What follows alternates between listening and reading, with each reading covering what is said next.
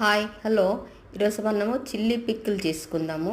ఇది పిజ్జా మీదకి వాటి మీద బాగుంటుంది, మామూలుగా వేరే స్నాక్స్ కూడా బాగుంటుంది. ఇప్పుడు చిల్లీస్ మంచిగా తూడ్చుకొని కట్ చేసి పెట్టుకోవాలి. తర్వాత ఈక్వల్గా తీసుకోవాలి వెనిగర్ అండ్ వాటరు. నేను 3/4 cup vinegar and 3/4 cup water తీసుకున్నాను. దాంట్లో ఇప్పుడు మనము మిగతా అన్నీ యాడ్ చేసుకుందాము. కొద్దిగా మిరియాలు, ఉప్పు, షుగరు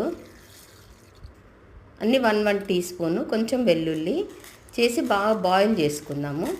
బాయిల్ చేసుకున్న తర్వాత మనం కట్ చేసుకున్న మిర్చిని అంతా ఒక బాటిల్లో పెట్టుకొని దాంట్లో ఈ వేడి బాయిల్ చేసుకున్న వెనిగర్ వాటర్ని యాడ్ చేసేయాలి. చేసి ఇమ్మీడియట్గా మూత పెట్టేసి మనం పక్కన పెట్టేసుకోవాలి, యూజ్ చేసుకోవచ్చు.